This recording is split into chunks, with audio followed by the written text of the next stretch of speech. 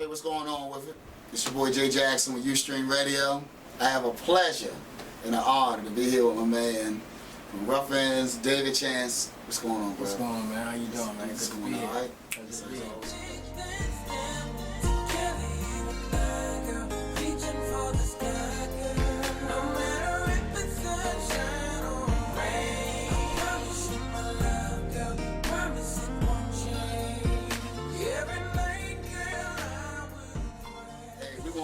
For everybody, they've been under the rock, Davinch, Ruff Endz, one of the biggest iconic groups, and to me, one of the last. You know, they don't have that type of group, that type of feel, that type of music that was coming out and everything. I want to take it to all of the fans out there. We want to start from the beginning. Gotcha. Back in '94, oh man, the songs and everything that's putting out. You know, tell a little bit about that background at the time. Well, actually, we came out in 2000. You took me back a couple more years. I'm a little younger than I, younger than I look. Okay. You know, maybe I, I'm a family man now. But no, we came out in 2000, and came from Baltimore. You know, Emerson and Monroe is where we grew up, West Baltimore. So shouts out to Baltimore, the city, for people like Bruce Stollers, people that we looked up to, and with the Let's Get Personal era, and Drew Hill did it first, and it was our turn to do it, and we were blessed, fortunate. Just had a drive for music, man, and a passion for it that led us to leave the city, meet some people, and just really, we met a lot of different people, but to find people that believed in what we were doing as a duo, because there was a lot of quartet groups out there. So really doing a quartet thing, it was difficult, us as a duo, trying to find a deal, but we found somebody that believed in us. A gentleman by the name of O.G. Pierce out of L.A. He's passed away now, so God rest his soul. But believed in us, man, and through him we got a deal at Sony with a gentleman named David McPherson and Ron Grant over at Epic Records, and the rest is history.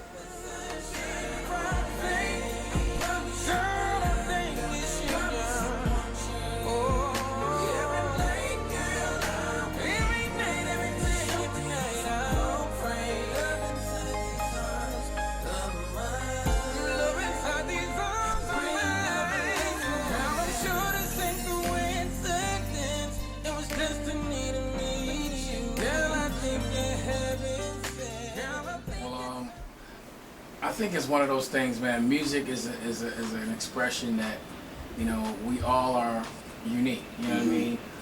But there are influences, you know what I mean, that you just, it's natural. You know what I mean? You go out and listen to Stevie, Jodeci, Boyz II Men, these groups, John P. Key. There's a lot of different influences as far as vocally that gave us our unique sound. But it's not until we started to work on our own album and start writing our own songs that we actually found our own identity as a vocalist. So we didn't even know that we had our own sound, So it was, we were just listening to these records, singing them over and over. That's back in the days of tape players, we rewind it. Oh my God, you hear what he just did? When, Forever My Baby, just the Jodeci record, and it means so much to me, you know what I mean? There's nothing more precious than that. Raise a family, you know what I mean? That's just powerful words, man, that had so much meaning. And as a young man growing up in the city, it was powerful. It was positive at the same time, but it had swagger, it had class, and it was still urban. So we related to groups like that a lot. But when it came to working on our own project, man, it just was like, okay, wow. So we do have our own sound. So kind of came out from working with other producers and writers, and as we worked on the project, man, it just, our own sound evolved. So. Now touching on you, because the thing is, you stood out, like you said, some of these people that inspired your sound. Yeah. You had more of a soulful sound with your sound. And the thing is, going back as far as speeding it up a little bit, having two of the top albums on Billboard charts, a change came. You wanted to do more soulful music. You heard it in your voice. You were just making some of the biggest pop songs out there, so you heard that there was another side of you in some of these fast tempo type songs. It's like, man, and for you to come out the game as people would think that you did, but really more so, I think that you were perfecting your craft to the type of music. What gave you the strength to be able to have two of the top Billboard albums out there and say, hey, you know what? I don't want to do this type of music because there's a lot of money and people out there, execs and stuff saying, what is going on? And you decided to say, hey, I want to do something that I want to do. What gave you that strength? Well, I think, you know, when No More Shopping Sprees came out, and that was the first song, I guess, that put us on the map and took us around the world. It really crossed over, like you said, went pop, and then followed up with Someone to Love You. After the Someone to Love You project, there was a lot going on in my life. I lost my dad, you know, who was a minister, and just, I mean, I've always known I was going to sing for God, and I've always known I was going to do purposeful music. It was just a matter of time for me, so it was just a calling that you couldn't resist, man. It was one of those things where I began to grow as a person, grow as an individual. At the time, you know, I had a son, was just born.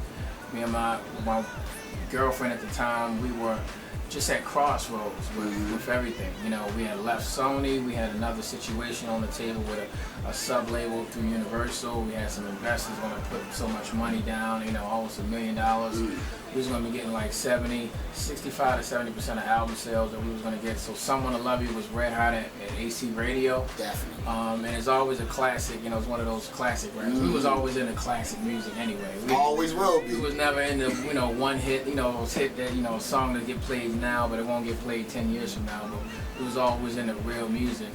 And I thank people like David McPherson at Sony, and I thank the Ron Grants and the Troy Pattersons and the Randy Jacksons and people like that in the industry that was always promoting really you to do as an artist, do your homework, not just listen to who was on the radio now, but they always wanted us to go and do, you know, if you like Jodeci, find out where Casey got his sound, Bobby Womack, you know what I mean, Stevie Wonder. So we began to do our homework, and that's really, again, when we begin to listen to other people and other older artists, that's where I guess our soul began to really evolve of our sound.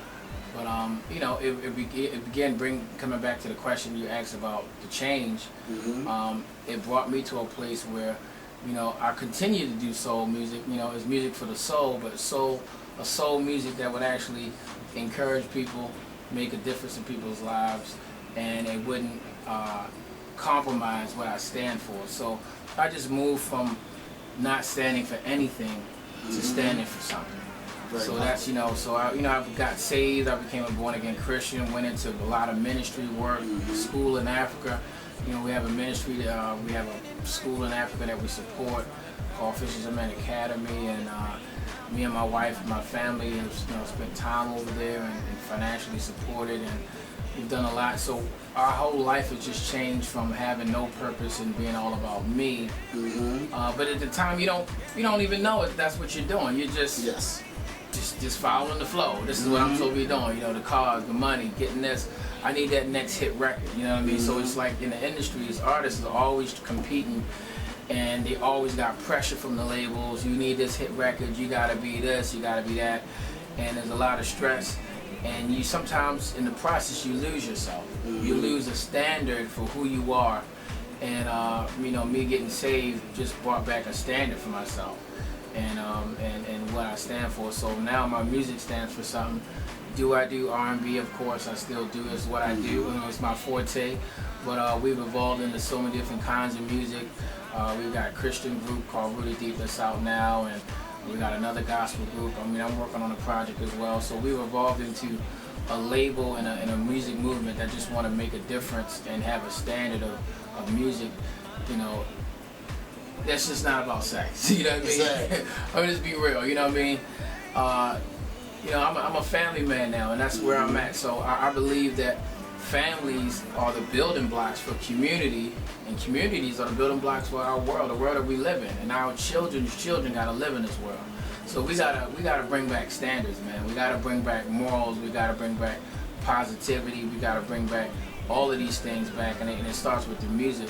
I believe that music is so influential. So me as an artist or as a person in the industry, I have a responsibility because music is what's influencing this generation. You know what I mean? So we got to take, you know, responsibility for it, and that's kind of what I'm trying to do. You know, where I am now. So. And you touched on something, basically talking about being able to put out your music. You know, being able to come to a crossroad and say, hey, I want to put out something that I'm feeling, I want to be passionate about.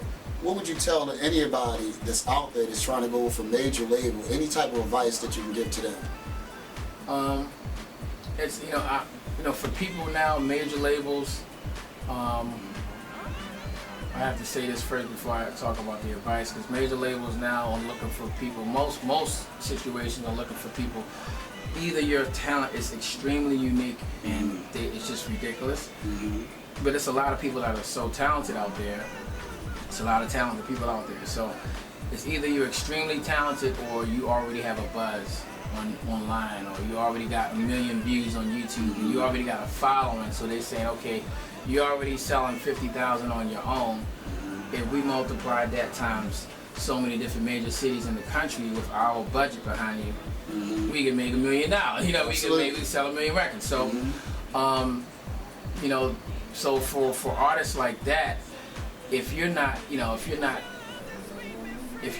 really on that level, you know what I mean, or if you're not for majors, if you're having issues with majors coming after you, I would focus on the independent route right now, and being, using the technology of online, because being online, first of all, you have the ability to stay true to who you are. Okay.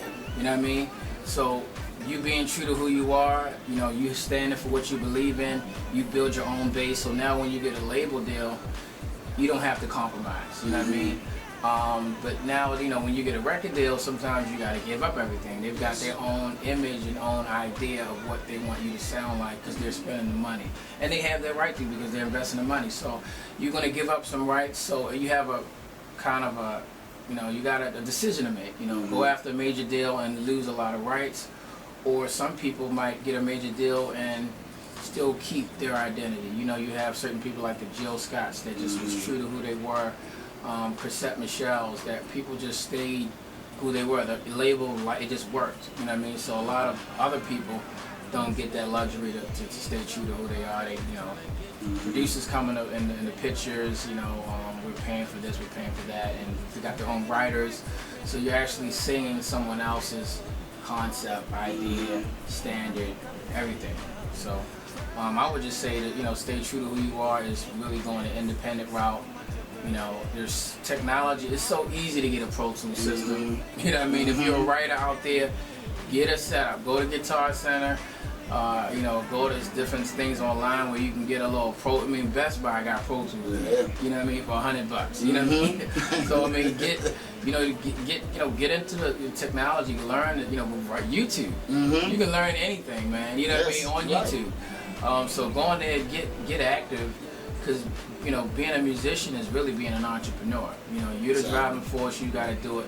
So get involved with your own sound so that you could be more on the creative side, and you can be more on what, you can be influential in your own sound versus somebody else influencing the sound. So by the time you get a record deal, you have, this is who I am, and it's 90% or 99% me, you know what I mean? Versus someone taking that from you, so.